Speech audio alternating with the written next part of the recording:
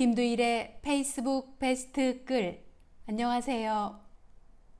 오늘 내레이션 할 글은 윤석열 직무 배제에 대한 정치적 해석이라는 제목입니다. 그제 저녁에 전격적으로 발표한 추미애 장관의 법무부 감찰 결과와 윤석열 총장을 직무 배제시킨 것이 담고 있는 여러 가지 정치적 의미를 분석해 보았습니다.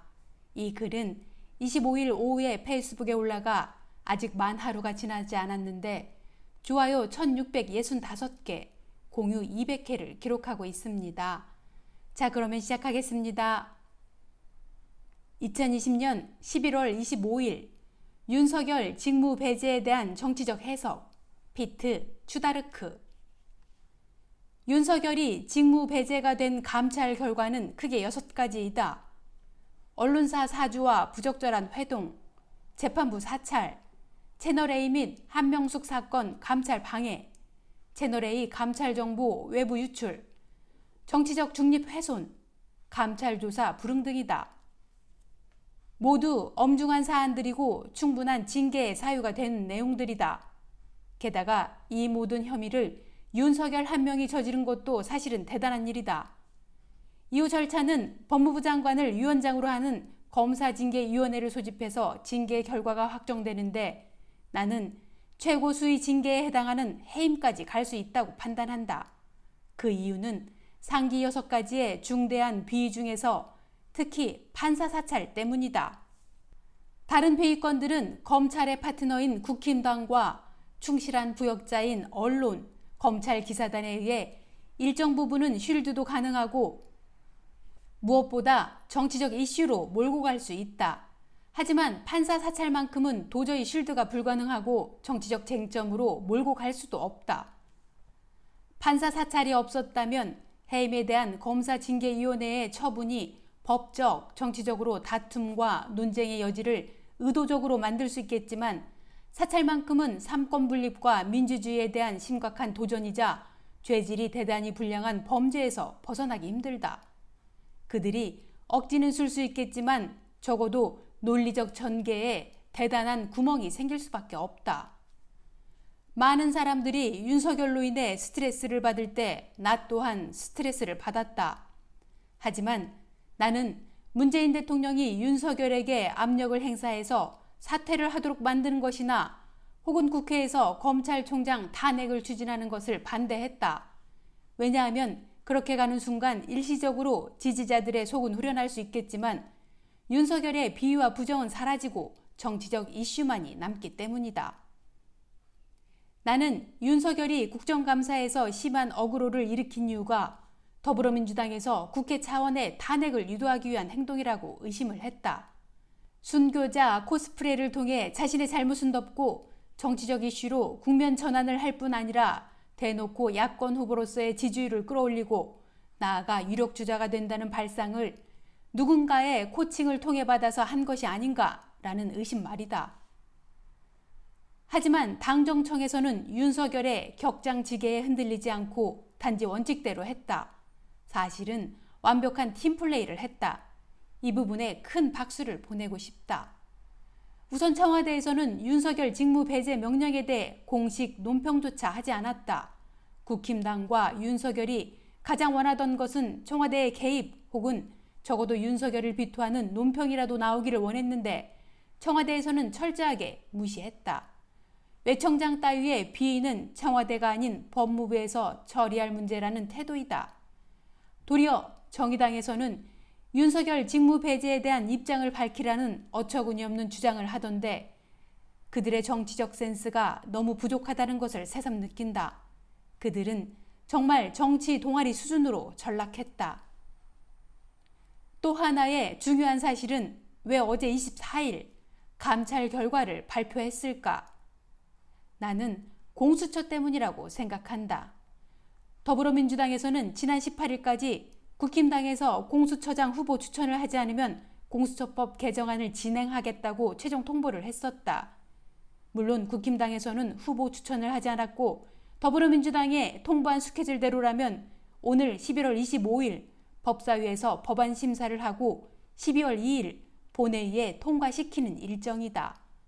그런데 예상은 했지만 박병석 국회의장은 원내대표들을 불러 계속 협상을 주도하고 있고, 예상을 하지 못했던 것은 이상민 의원 같은 당내 중진이 추미애 장관의 사퇴를 요구하고 공수처법 개정안에 대해 부정적인 목소리를 낸 것이다. 박병석이나 이상민이나 의원 내각제를 신봉하는 듯한 모습을 이미 보여준 바 있다. 정치적으로 별 존재감 없는 다선 의원들의 특징이 일본식 내각제를 선호한다는 것이다. 때문에 윤석열에 대한 감찰 결과를 어제 발표한 것은 추미애 장관이 정치적으로 놀라운 수를 둔 것이라고 평가한다. 상수에 해당하는 국힘당과 언론의 외부 공격뿐만 아니라 변수에 해당하는 내부 총질이 시작되는 것을 원천적으로 차단하는 것과 동시에 오늘 예정된 공수처법 개정안의 법사위 법안 소위 심사를 밀어붙일 수밖에 없도록 만든 것이다. 실제로 더불어민주당 법사위에서는 통상적으로 간사들이 법안 심사 소위 일정을 상의한 관리를 깨고 어제 저녁에 오늘 25일 법사위 법안 심사 소위를 열겠다고 통보했다. 이는 국힘당이 법안 심사에 참여를 하거나 말거나 오늘 중으로 법사위 심사는 끝내겠다는 것이다. 그것 때문에 야당 간사인 김도읍이 방방 뛰는 것을 보니 속이 시원했다. 만약 어제 윤석열 감찰 결과를 발표하지 않았다면 박병석은 계속 두 원내대표를 불러다가 야당의 공수처장 후보 추천을 받으라고 권유를 빙자한 강요를 하면서 시간을 끌었을 것이다. 그리고 중진이라고 할 수 있는 이상민이 내부 총질의 포문을 연 상태라 당내에 또 다른 총질러가 등판할 수도 있고, 그렇다면 오늘 법사위 법안 소위 일정을 강행하기가 꽤 부담스러운 상황으로 이어졌을 것이다. 그 부담을 우리의 추다르크가 없애준 것이다. 미애 누나 사랑해요. 추미애 장관이 윤석열 검찰총장 감찰에 대한 공식적인 결과와 직무 배제를 발표함으로써 도리어 이낙연 대표, 김태년 원내대표, 최인호 대변인 등이 윤석열에 대한 공식적인 논평을 부담 없이 낼 수 있도록 해주었고, 백혜련 민주당 법사위 간사는 25일 공수처법 개정안을 심사하겠다는 통보도 할 수 있었던 것이다. 이 모든 일은 추다르크의 정치적 한수가 절대적으로 발휘한 위력이다. 또한 검찰에서 판사들을 사찰했다는 공식적인 감찰 결과는 청와대의 권력형 비리로 몰고 가려던 울산 하명 수사 프레임이 완벽한 거짓이었다는 것과 지금 조국 일가 재판에서 판사들이 불공정한 모습을 보이는 이유에 대해 충분히 의심을 가질 만한 근거가 되었다.